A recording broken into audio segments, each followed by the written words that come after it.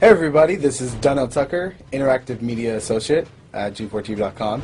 I'm here with Chris Monfett, Senior Previews Editor. Had a blast playing a little Call of Duty last night. Yeah, we did. It had live music, hot women, and I think there was a game, Call of Duty?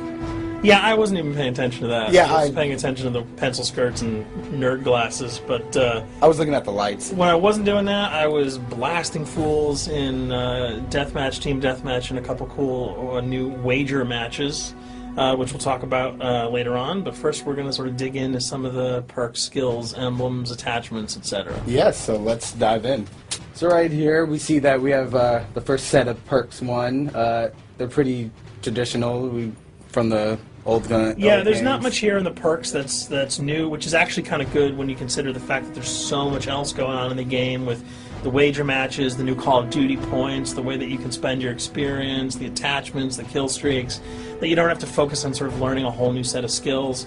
There's tons more new stuff that you can dig your teeth into later on. So you'll see here, he's just kind of scrolling through a lot of sort of familiars. There's some of the sort of old favorites have been renamed, but for the most part, everything you've known and played in other Call of Duty games are here. So you'll see here when you go back to lethal, you got your frag and your semtex. Those are pretty everyday equipment. But we've also got Tomahawk, which is sort of totally new. It's sort of like a next-gen version of the knife. It's throwable, super fast to use, and it can take a dude out in one hit if you get him in the right spots. And to use it, I believe you use the right bumper. Yeah, all offensive weapons are mapped to the right bumper, and strategic weapons are now mapped to the left bumper. Okay, and pretty much the only time I used it was in Sticks and Stones in the wager match. Yeah, there's a great new wager match called Sticks and Stones, which sort of equips you with 2 weapons and a tomahawk. When you kill with the weapons, you get points. When you kill someone with a tomahawk, you basically bankrupt all their wealth. So it's really good for strategizing your way through those levels. So you'll see here, Wily Pete, Nova Gas, Flashbang, Concussion. All those are pretty standard until you get to Decoy. Decoy is I think is going to really open up some strategy here. Essentially, you can throw out a decoy, and it's going to sort of fake your opponents into thinking that there's gunplay going on somewhere in the map. So if you sort of want to redirect where these guys are going, sort of turn them around, have them come to you so that you can do an ambush, you just sort of lob your decoy over. They're not going to want to run in a gunfire. They'll turn around, hopefully right into your muzzle. That's something I probably want to try out a couple of times. See if they actually go with the bait. Yeah, people just run. It'll really sort of test how reactive people are to running into firefights, because some people are just super aggressive and they're going to run towards those red dots rather than away from them. And it'll really sort of test your ability to be strategic about when and where you use them.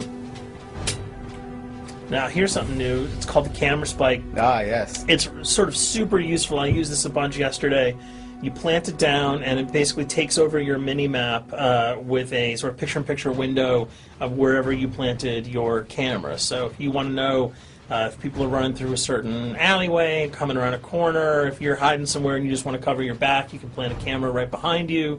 It's a really kind of good way, especially if you're a sniper and you're in a position that you can get sort of snuck up on or sneaked up on. You can put that camera down and sort of cover your ass. Yeah. I was also using it for home videos.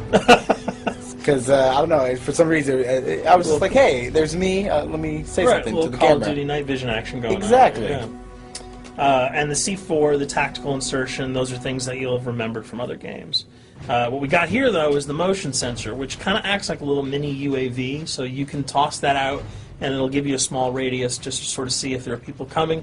Super useful if you're hiding, say, behind a corner, beneath a windowsill, and you want to know if someone's sort of on their way so that you can just ride up and blast them. Throw that out, the red dot appears, you know you got a kill in your sights. So now we're on to Killstreaks. There's some really cool new Killstreaks here, this one being the RCXD. If you were ever into remote control cars, and believe me, I was, these are remote control cars with C4 on them. Nice little add-on to that. Right, which I did not have that when I was a kid. I did not have that either with a kid. They didn't sell it in stores. They would not let me have that, but now in Black Ops, you can guide this in sort of a first-person perspective. It's actually super easy to use. You'd think it would kind of just be running all over the place, but you can brake, reverse, go back, go forward, and you can choose to detonate it whenever you want. So it's not like if you accidentally run into a wall, it's going to explode. But if you see one of those coming your way, if you've got a machine gun, just start spraying bullets. Hopefully you can detonate it before it hits you. So you suggest not people to run, because that thing will catch up. Yeah, that thing's really fast, and it goes upstairs. It's really easy to navigate with. So if that thing So it's like shoot, and if you miss... Yeah, if it's after you, you're dead unless you can blow it up. Counter spy plane, that's basically a revamped version of the UAV. That's nothing new. This, however, the SAM turret... SAM turret, which I like really much, because it destroys... practically not every aircraft in there. I think Blackbird can't be destroyed. Yeah, there are some things that you can't blow up, but care packages, chopper gunners, that's going to really help out. It's it's basically for people who didn't want to run around with their rocket launcher and try to take down choppers.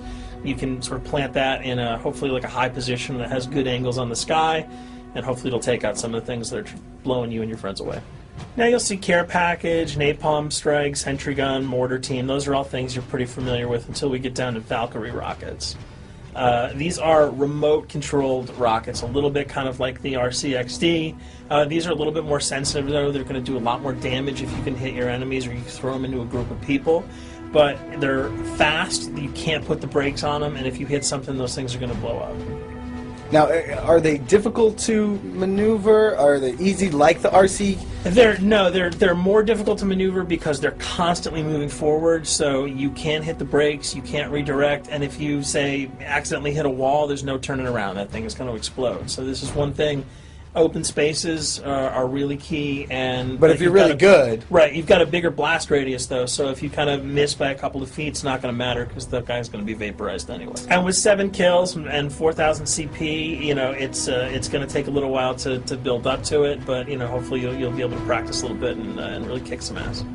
Now this is Blackbird, which, like I said before, cannot be shot down. Yeah, thank God. But pretty much it shows not only does it show the enemy positions, but also the direction of where they're headed. Yeah, and I think that's a first for the Call of Duty series. This is something that I'm really excited about, if only because every time you kind of see a red dot, you're not sure whether that guy's coming towards you, whether he's coming away from you. If you can sort of process all that information really quickly, it can really help you change up your strategy. Obviously, fans will remember these dogs from Treyarch's last outing with Call of Duty, World at War. There's a huge, fun addition to that game, just gunning down canines in the jungle.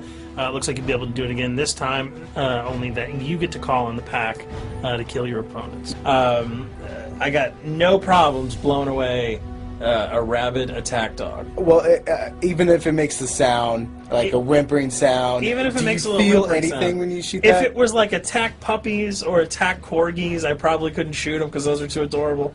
But they probably wouldn't do much damage anyway. Yeah, they're pretty much held dogs, Yeah. so they're all black and vicious. I gotta take it down. Absolutely.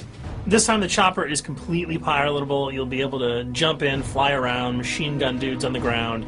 If you've seen any of the single-player demo, you'll have a sense of what it's like to jump in the chopper, at least in the single-player mode, and blow up some bridges, stuff like that. Unfortunately, the buildings in multiplayer are not destructible, so your missiles will just be tearing up people, not places, but it'll still be a lot of fun to get in there and blow some stuff up.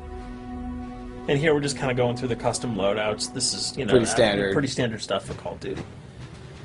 And here we come to something that's really not standard. This is a totally new feature that if you were one of those players who just sort of found yourself really bored, kind of yawning with the same old emblems over and over again, you can create your own here. Yeah, and not all of them are already there at your disposal to create. You can purchase most of these with your COD points, but some of them are unlockable. So as you go throughout the game, you sort of get achievements or sort of mini challenges. You're going to unlock these.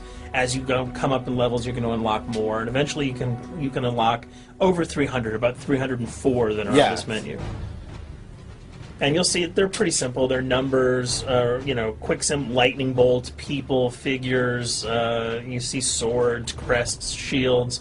All of these you can manipulate, you can edit, you can change the color. We're going to see that in just a bit. So we pick a little, I guess you can say, a person? Yeah, kind of Mad Men meets Reservoir Dogs that we're about to manipulate here.